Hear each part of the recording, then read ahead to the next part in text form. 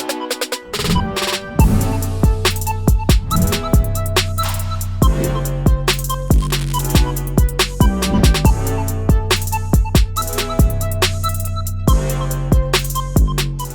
everybody, how's it going? Welcome back to Project 100. We got a good episode planned for us here today. I want to talk a little bit about what burnout is, right? So burnout is you've been getting after it for a very long time. You're doing the same thing over and over again, whether that be your training modalities, you've been throwing for a long time. It's the off season, you're in month 3, month 4, you're 4 times a week, 5 times a week, coming in every single day. Things are getting a little bit monotonous, and all of a sudden you find yourself kind of sitting in a chair or you're foam rolling and you're contemplating not even doing your work that day. I think that a lot of players, based on their level of drive and motivation, they find themselves either not dealing with this as much or they find themselves dealing with it all too often. And we want to talk about some of the tools that we use personally to kind of bridge that gap when you're having a hard day and you're just trying to pull that dub out rather than walking away from the gym feeling a little bit regretful. So, John, have you ever experienced burnout? And if so, what have you done to kind of get over it? We talk about it all the time with our players who've been going hard for months, and you can see it on their face and the way that they walk in the gym, that they're starting to fatigue a little bit. So you can recommend that they take a couple extra days. Sometimes guys don't want to do that. Some of the other modalities that we use are just modifying workout. Let's say you got a really challenging workout and you're just not feeling it. Maybe you cut a set off of everything, or you cut 2 sets off of everything. It's going to kind of make it a little bit easier for you to get motivated. I know one of our favorite things to do, we do it anytime we're really struggling, is let's say you got a brutal leg day and you're not here for it. Great little hack here is to start with your upper body work, get a really good pump going, and sometimes just that feeling of your muscles being full and feeling like you're a lot stronger will bridge that gap and make the leg work a whole hell of a lot easier for you. Another thing that guys don't really talk about is if you got a really tough lift and you're struggling to get motivated to do it, wear your best shirt. Absolutely. Right? That's actually a really good point. There's something about a well-fitted shirt. Yeah. If you feel just cut and big that day, you're gonna work out better. We don't have any metrics on that, but I can guarantee if you wear your best shirt on your hardest day, that lift's gonna go better. Oh, for sure. I mean, it's look good, feel good, play good, right? It's, half of the battle is being mentally ready to go to war. And sometimes just feeling good in the clothes that you wear, whether you go on Amazon and buy $10 fitness shirts that might, break after 3 or 4 washes or 3 or 4 wash cycles, doesn't matter. If they're fitting right on the biceps, it's tight across the chest, loose around the gut, you're feeling good. You're ready to get after it that day. Yep. I know my favorite way to get over burnout is if I have a full body day kind of going on. Most blocks typically start with the lower half and we work our way up the chain a little bit. Flip it around, maybe if you got bench press that day, just get under the bar right away, hit those sets, and see how you're feeling after that. I find more times than not, if we go straight to the upper body and you start to get that pump going, you go from, am I going to get this done today, to all of a sudden, I'm going to run through a brick wall and it's going to be one of the better lifts that I have that week. I mean, would you agree with that? Absolutely. Yep. Use it all the time, especially if you're a northern athlete. This time of year is pretty dreary. We get a lot of gray outside. We're not getting as much vitamin D.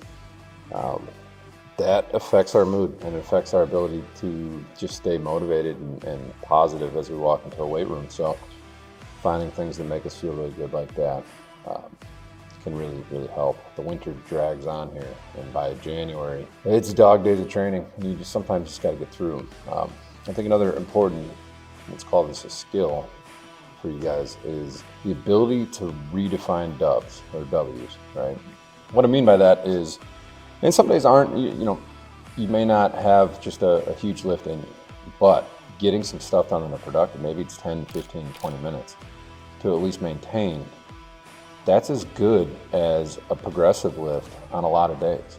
Not every day is going to be something where you can move forward. You can't move forward every day, especially if you're doing like hypertrophy work or you're trying to get a lot bigger or maximal strength work.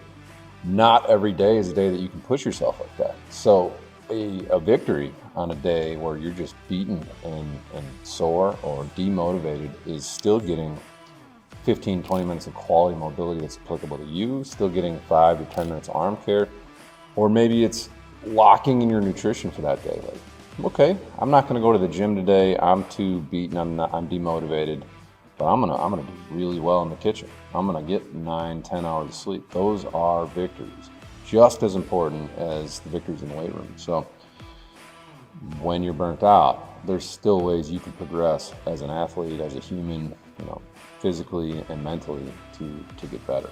Yeah, I mean, burnouts could absolutely be not just a mental situation, but also a physical one. For example, I know yesterday I was experiencing some burnout, and it came from a couple of different causes. One, it wasn't my best day of throwing, and something that can create burnout too is unrealistic expectations of where you're supposed to be during this phase of the offseason. I know that I was going through it pretty bad yesterday. I told myself it was going to be a lower effort day. I made the mistake of trying to ramp up a little bit, and I just couldn't get to where I wanted to get to. And I started contemplating life decisions.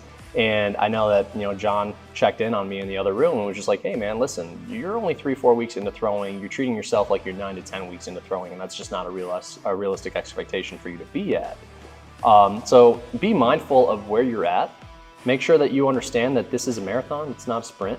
And moving the needle isn't always going to go in that one direction of from 0 to 100, right? You're going to have to go through this kind of climb, hit the PR for that year, go down, regress, go back up, down, back up and down, right? And if you're not mindful of where you're at, if you're not where your feet are, you're gonna have a really hard time not being on that roller coaster of I'm the king of the world versus, man, I suck at this game. So, I mean, have anything you want to build off that? No, that's pretty good. Yeah. Cool, man, cool. Actually, I want to talk on a topic because we want to switch things up a little bit.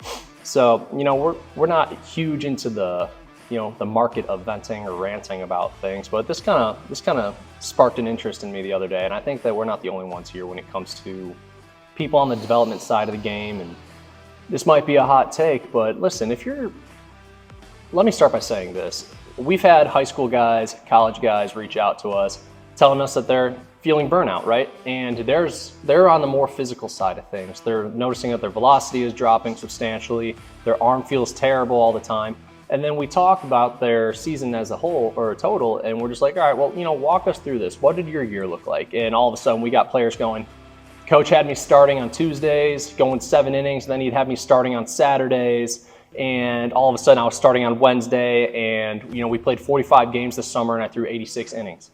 And you just kind of like pause for a second because you're like, there's an obvious disconnect of workload here. How did this happen? And there's usually an answer of, well, we were kind of short on pitching on our travel team, or we were just short on pitching, and coach needed me to eat a few innings. Coach needed this from me. Listen, it is not a 16-year-old's responsibility to cover your ass as a pitching staff because you failed to develop your pitchers.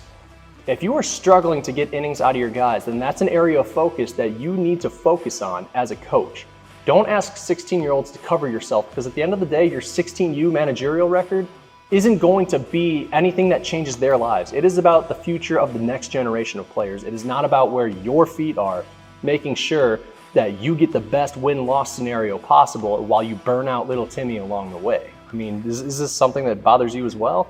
Yeah, so here at Prime we actually have travel teams, and we've operated on the motto that we'd rather lose a game than ever place a guy at a heightened chance of injury. And we have taken losses before because we've been unwilling to compromise on that. That's not the case, though. You see it all the time. Just this past fall, I saw 2 or 3 instances where it's 35 degrees outside, 40 degrees outside. We got a kid who's already logged 95 to 110 innings throughout the year, and he goes in excess of 100 pitches in 5 innings of work. That's not right. To get a W which is wins, by the way. Yeah, it is. W is wins. Get a W in a fall ball game that doesn't even have bracket play. So that's not even a hot take. It's just take care of your guys. It's the only take.